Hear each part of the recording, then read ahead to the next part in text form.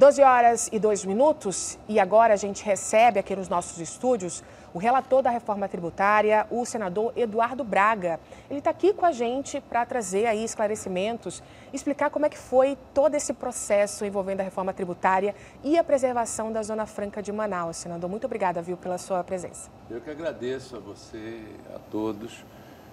Quero desejar a você um feliz ano novo, cheio de bênçãos, de vitórias, e a todos os telespectadores, esperando que todos tenham tido um Natal abençoado.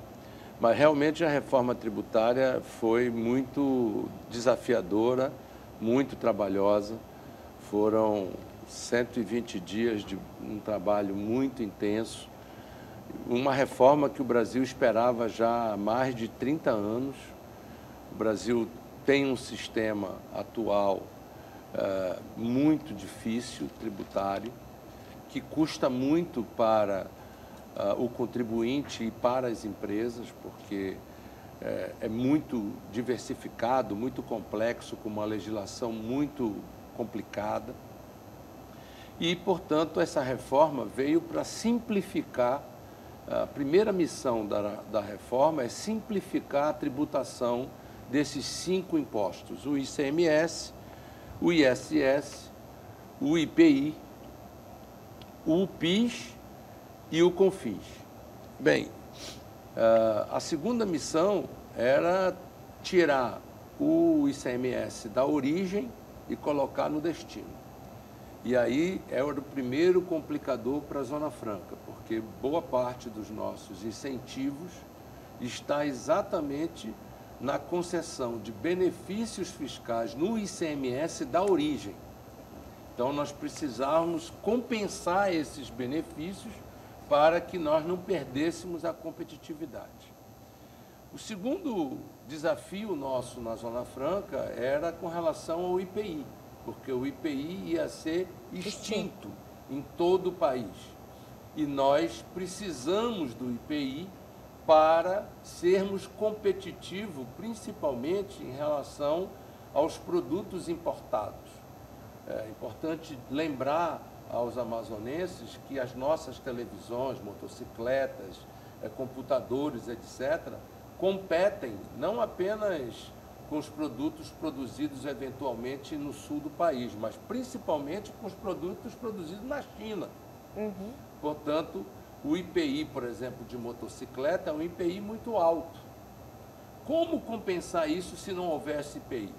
Foi quando estabeleceu-se a ideia inicial do imposto seletivo, que criou um problema, porque como é que nós íamos tributar imposto seletivo, que é sobre saúde e meio ambiente, para bicicleta, por exemplo, que não tem nenhum impacto no meio ambiente nem na saúde, ou para motocicleta elétrica, que não tem impacto no meio ambiente nem na saúde, ou até mesmo para televisão, ou bens de informática, ou eletroeletrônico.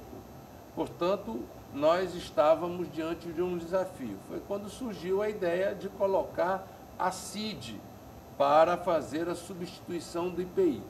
Mas nós dissemos o seguinte: olha, a CID só entrará em vigor quando ela for aprovada, e aí sim o IPI será extinto. Quando veio o ataque do Estado de São Paulo contra a Zona Franca, depois de nós termos aprovado o texto no Senado, já na Câmara, aí nós dissemos não, então vocês querem tirar a CID, fica o IPI. E cá entre nós, o IPI era a nossa proposta inicial. Por quê? Porque já está regulamentado. Manter o IPI, as nossas legislações ordinárias, etc., já estão todas elas estabelecidas. Portanto, com a promulgação da emenda constitucional, a Zona Franca já está competitivamente estabelecida. Isso foi muito positivo para nós. Agora, restou, do ponto de vista da Zona Franca, a questão do Fundo de Sustentabilidade, que nós teremos que, em lei complementar, estabelecer o tamanho desse fundo, a forma como ele vai ser ter o funding do governo federal. É um fundo muito importante, porque ele é que vai possibilitar a transição econômica do Amazonas para uma nova fronteira econômica, de bioeconomia, de uma economia de indústrias 4.0 na Zona Franca de Manaus, de inovações tecnológicas. Isso pode reforçar todo o investimento que nós temos de P&D, que é muito importante aqui para o nosso polo industrial. E olhando para o resto do Brasil, nós também conseguimos, no Senado, estabelecer a neutralidade da carga tributária. Nós colocamos uma trava importante para que não haja aumento de carga tributária, estabelecemos essa trava. Estabelecemos a obrigatoriedade de uma revisão a cada 5 anos dos benefícios fiscais dos regimes específicos estabelecidos. Isso é importante para que a gente possa analisar a reforma como um todo, olhando para frente. E criamos um mecanismo que assegura e garante também o financiamento da nossa universidade, a UEA, que era um outro ponto muito importante de estar na reforma tributária. Portanto, eu acho que a reforma tributária traz um modelo para nós do Amazonas extremamente confiável, assegura a manutenção da competitividade da Zona Franca, assegura a atração de investimentos para a Zona Franca, assegura um futuro, uma transição da nossa economia e, para o Brasil, traz um modelo simplificado, um modelo não acumulativo, a indústria volta a ser competitiva, as exportações estão completamente desoneradas e o Brasil entra agora no modelo de IVA, seja um IVA dual, que é um modelo mais adequado para uma economia globalizada em que o Brasil está inserido num contexto mundial como a 9ª economia do mundo. O mais importante, que preserva os empregos, né, senador? Com certeza. A gente não pode falar da Zona Franca sem falar também da BR-319. A gente teve aí uma seca histórica em onde a BR-319 virou uma protagonista ali naquele sentido, que se ela tivesse totalmente asfaltada, a gente teria aí uma outra situação. Como é que está a situação com relação ao presidente Lula? Vocês criaram um grupo de trabalho, eu queria que o senhor me explicasse isso direitinho. Bem, efetivamente o presidente Lula criou um grupo de trabalho para fazer, em 90 dias, uma conclusão com relação ao estudo de viabilidade econômica, social, ambiental da BR-319. Na realidade, esse grupo de trabalho vai convalidar os estudos que já foram feitos, porque nos últimos 20 anos, o que mais fizemos foi estudar a BR-319.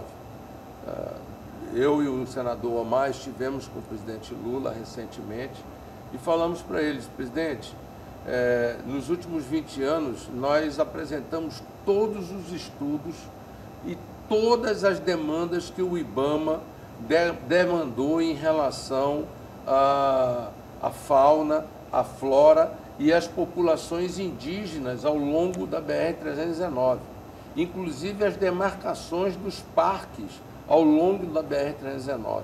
Tudo isso foi cumprido, todas essas exigências foram cumpridas.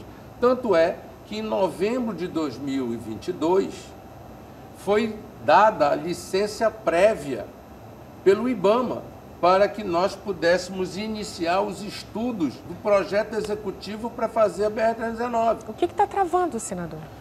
Nós temos, lamentavelmente, uma senhora chamada Marina Silva que parou no tempo. Ela parou no tempo. Ela não percebeu que com a tecnologia, com a modernidade, nós temos todos os instrumentos necessários para poder fazer a fiscalização, monitoramento e governança da nossa Amazônia. Nós não podemos proibir o nosso povo de viver, de se desenvolver.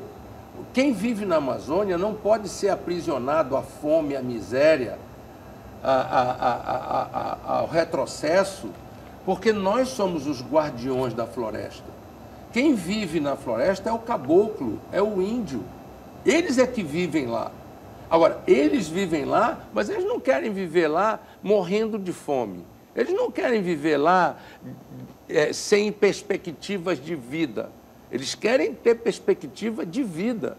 Eles querem ter perspectiva de poder colocar o filho na escola, de poder ter perspectivas futuras, poder ter perspectivas econômicas, sociais. Isso é que nós lutamos tanto pelas demarcações das terras indígenas. E o que mudou na vida dos índios? O que transformou? Ou seja, essa mudança de perspectiva, lamentavelmente, não houve. E isso precisa ser visto. Agora, esses instrumentos possibilitam que a gente possa ter a BR-319 asfaltada e o controle por parte do Estado para que não haja invasões, não haja desmatamento ilegal, que não haja ocupação ilegal de terra. Para isso, nós não podemos, porque uma criança faz uma bobagem ou comete uma travessura, proibir a criança de crescer, proibir a criança de se transformar um adulto, um cidadão. É isso que querem fazer conosco, querem nos tutelar na pobreza e na miséria. Isso nós não vamos aceitar. E é isso que nós temos dito de forma muito clara. Você já conversou com a Marina Silva, com a ministra? Sim. Na própria reunião que houve do grupo de trabalho com relação à estiagem, eu tive a oportunidade de dizer, Marina, eu quero dizer na sua frente o que eu tenho dito na sua ausência. Porque é bom que a gente diga, olhando no olho das pessoas, aquilo que a gente diz na ausência das pessoas.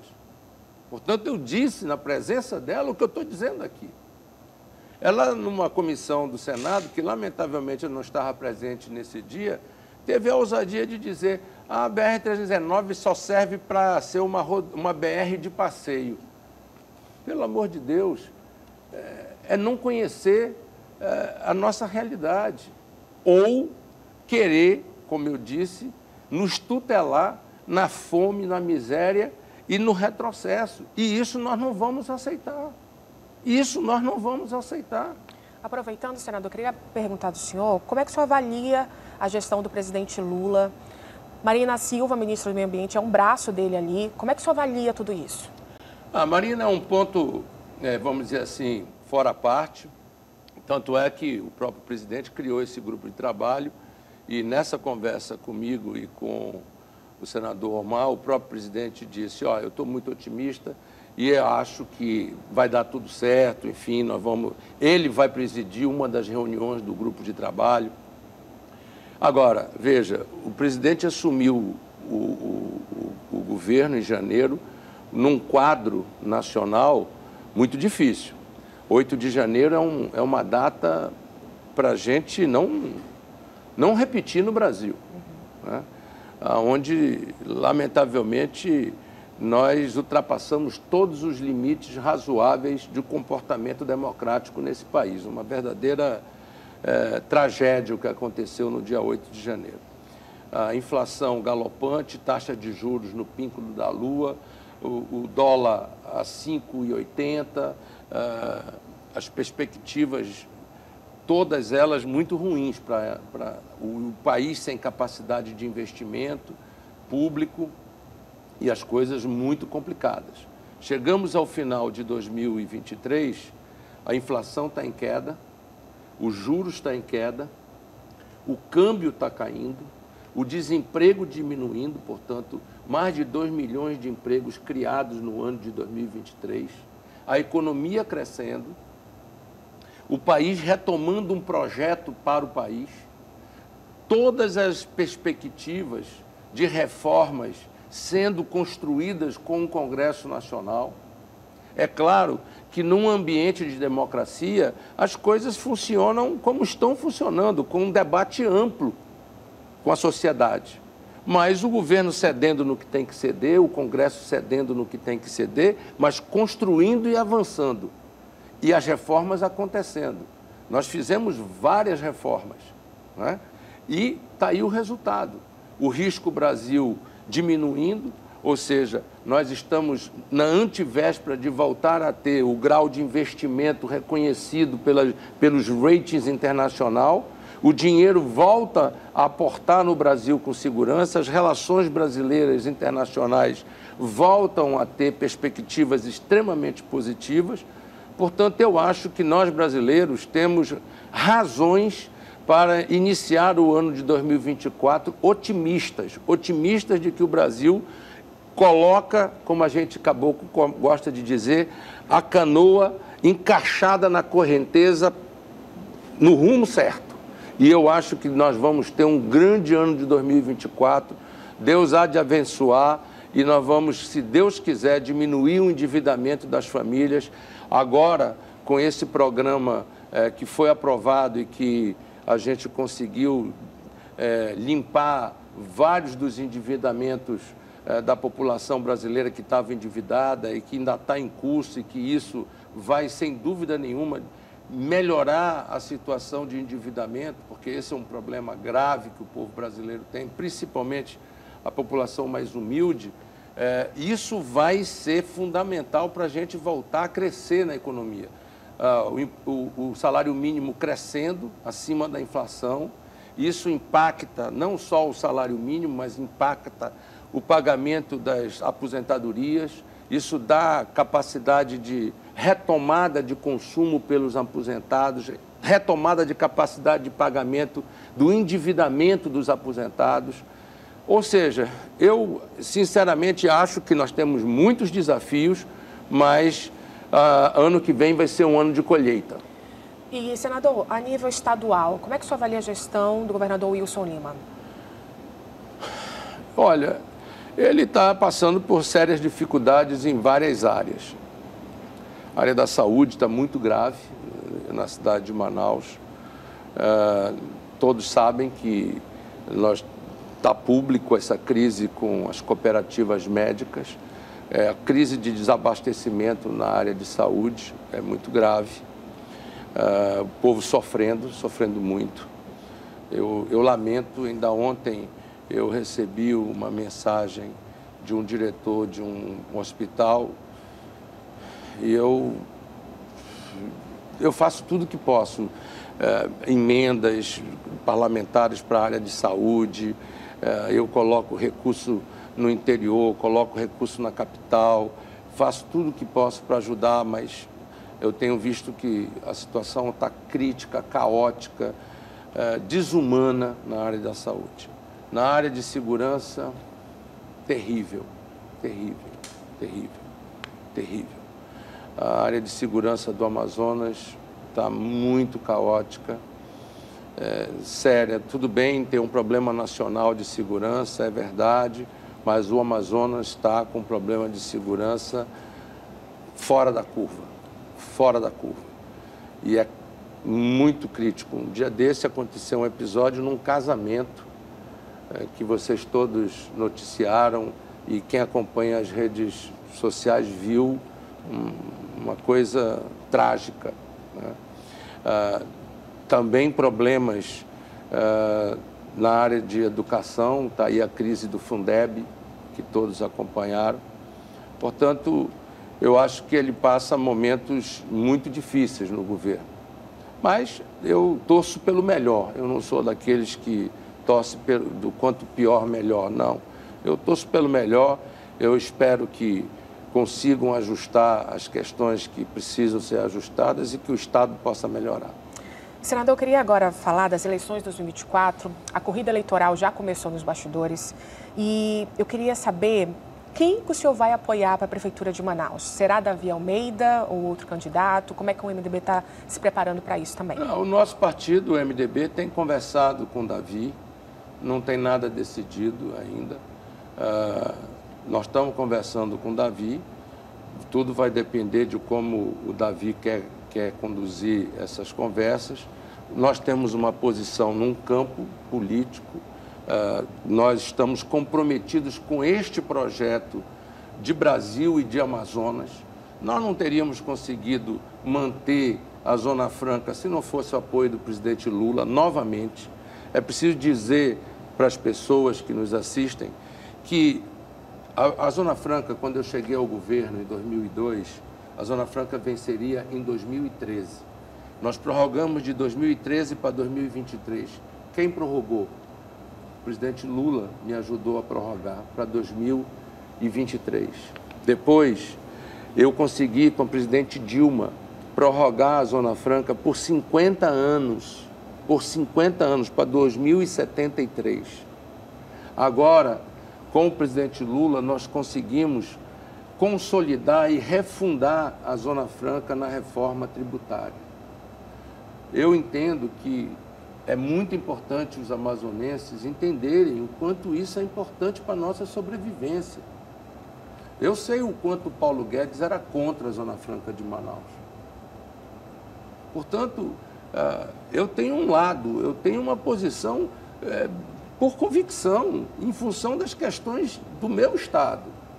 O Prosamin, o Proama, Minha Casa Minha Vida. Agora mesmo, eu fui relator, aliás, o presidente da comissão da Minha Casa Minha Vida, 4.400 casas estão sendo construídas pela Prefeitura de Manaus, porque nós conseguimos, com o presidente Lula, colocar 4.400 casas para serem construídas novamente na cidade de Manaus. E sua avaliação, então, do prefeito Davi Almeida?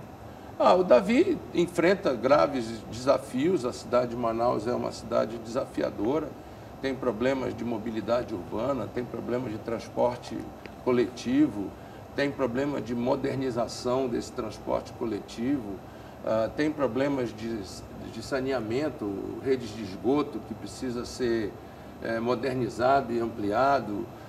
Tem grandes desafios, a cidade de Manaus tem grandes desafios, efetivamente.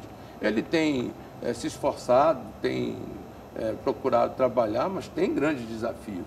E precisa, obviamente, na minha opinião, estar encaixado dentro de um projeto que possa dar força e propulsão ao que Manaus precisa, né? Se nós estivermos encaixados dentro de um projeto que possa, por exemplo, o novo porto da Manaus Moderna, que é um investimento que vai resolver um problema de 1 milhão de passageiros que vêm do interior para Manaus e que vão de Manaus para o interior.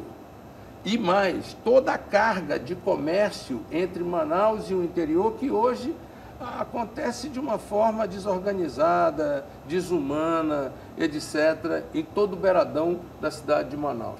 Nós colocamos isso no PAC. Vai ser obra do governo federal aqui no Amazonas, aqui em Manaus. Eu e o Omar fomos com o presidente Lula e o presidente Lula disse, ok, eu vou colocar. Então, nós estamos falando de BR-319, nós estamos falando de um novo porto, nós estamos falando de Zona Franca, nós estamos falando do nosso futuro, do futuro da nossa gente, de emprego, de renda, de desenvolvimento, de perspectiva, de preparar o Amazonas e preparar Manaus para o futuro. É isso que nós estamos falando. É nos livrar de todas essas armadilhas e grilhões que nos aprisionam ao desemprego, ao atraso, à fome, ao narcotráfico, à bandidagem. Nós precisamos estar, portanto, em aliança com o governo, em aliança com o governo federal, para poder fazermos essas coisas. É assim que eu penso. Portanto, eu espero que o Davi tenha essa perspectiva e essa compreensão, porque o manauara precisa disso, o amazonense precisa disso, o caboclo do interior precisa disso. O que seria do interior do Amazonas sem o Luz para Todos? O que seria do povo humilde, pobre de Manaus e do interior sem o Bolsa Família? Então, essas questões precisam ser colocadas com essa clareza, com essa perspectiva de quem quer efetivamente construir uma ponte para o futuro, para um Amazonas melhor. Perfeito, senador. Muito obrigada pela sua visita. Um feliz ano novo. Eu que agradeço. Um feliz ano novo a todos e que Deus abençoe a todos nós. Amém. E a você também. Obrigada. Agora o senador vai para a Rádio Norte FM.